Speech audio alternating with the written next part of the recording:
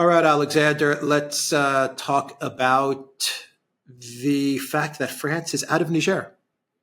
I think that's it. That's the big news. We talked about Niger a lot over the summer and the spring summer, and we came very close to a big conflict, but it didn't happen. And what happened instead is that France was pushed out of the country.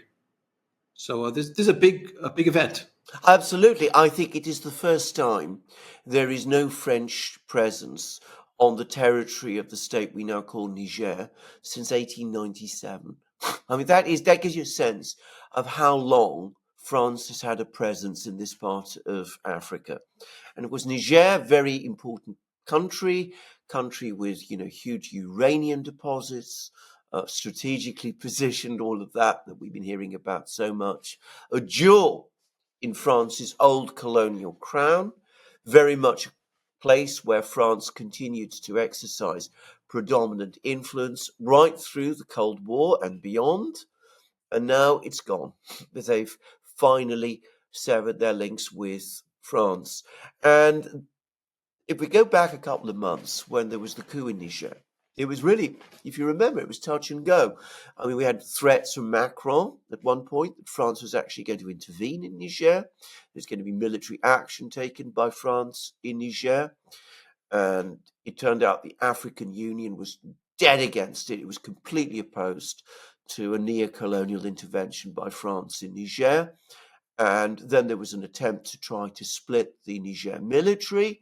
And if you remember, no less a person than Victoria Nuland turned up in the capital of Niger and tried to get the Niger government, the military, to release the overthrown president and to return to democracy and all of that.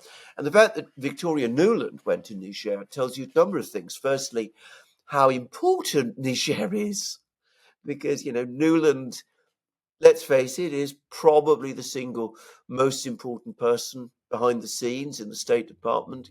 I mean, I think she's probably a more purposeful figure even than Blinken himself is.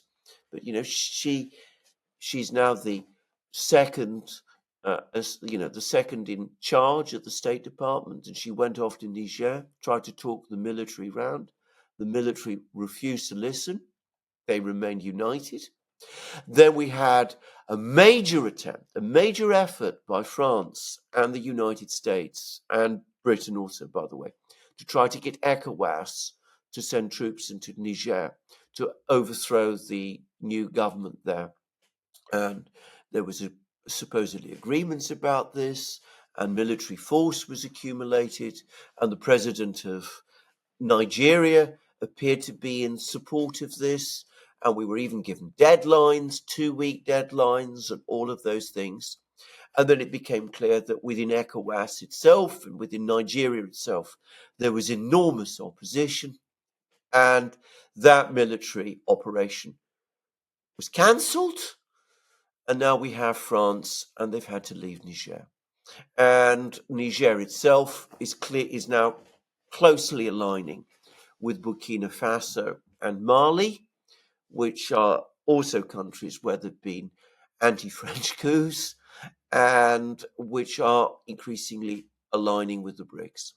So a major event in Eastern Africa, an event that should not be underestimated, the significance of which should not be underestimated.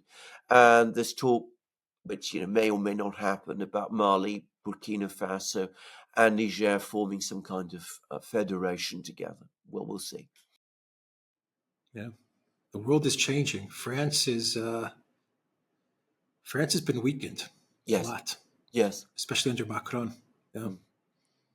It's a big blow, and it's a big, if I could say so, it's obviously a big victory for the military in Niger, though all the indications are that the coup enjoys very big popular support in Niger. So this is something that the Niger people also support. But the big winners here is Africa, in my opinion, because Africa opposed collectively opposed the French intervention in Niger. They opposed an attempt by the Western powers to overturn what had happened in Niger, and the unity of Africa in its opposition meant that it couldn't happen, and a key African country has now broken free. Yeah, it's amazing what happens when a country has a choice now. It doesn't only have to depend on the collective West. So now it can find everything that the collective West gave it. It can now find in BRICS, Russia and China, financing, money, investment, infrastructure, military security. Indeed. Where before it didn't have a choice. So it actually has the choice now to tell France to leave, and it won't skip a beat. It will actually prosper now. I imagine Niger is going to be much better off Well, absolutely. now Well, they'll that be able to France is gone. they'll Yeah. be able to renegotiate. Well, they are renegotiating the incredibly lopsided deals that they had with France about supplying France with uranium. I mean, remember, France's nuclear industries and its nuclear weapons basically were founded on uranium from Niger. Well, now, as I said, the Niger government is renegotiating all of that. But they can also, as you correctly said, they can achieve all of these other things, trade links, economic links, and military and security links with the BRICS states, and it will work very much more to their advantage. If you're talking about military links, interesting to look at what is happening in Mali, because, of course, Mali was an ally of France before, as Niger and Burkina Faso used to be. There was a French military presence in Mali. There was also a major insurgency in Mali. There were the various jihadi forces and the Tuareg rebels in the north, in the Sahel area of Mali. And whilst Mali was working with the French, it was unable to dislodge them. They were, in fact, advancing. They were gaining territory. And then when Mali had a coup and threw out the French and brought in the Russians, that has completely reversed. And over the last couple of weeks especially, we've been hearing of more and more territory being brought back under the control of the Mali government. And we can see that the Russian military advice and assistance, provided partly by ex-Wagner people now, or Wagner people, but also the Russian Defense Ministry, Surovikin. You remember him? He's been quite busy traveling to all of these places. Anyway, that's all